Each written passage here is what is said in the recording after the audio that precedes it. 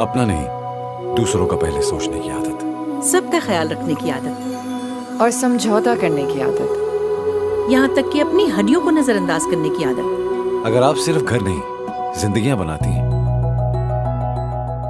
تو اپنے آپ کو نظر انداز کرنے کی عادت کیوں؟ ہڈیوں کا درد کیلشیم کی کمی کی نشانی ہو سکتا ہے، جو آگے جا کے مزید تکلیف کا باعث بن سکتا ہے۔ آپ خود کو ان تکالیف سے بچائیں۔ آج ہی اپنے ڈاکٹر سے مشورہ کریں اور کیلشیم سپلیمنٹ کا استعمال شروع کریں تاکہ کوئی کمی کل آپ کو روک نہ سکے۔ کیلشیم کی عادت اپنائیں، ہڈیاں مضبوط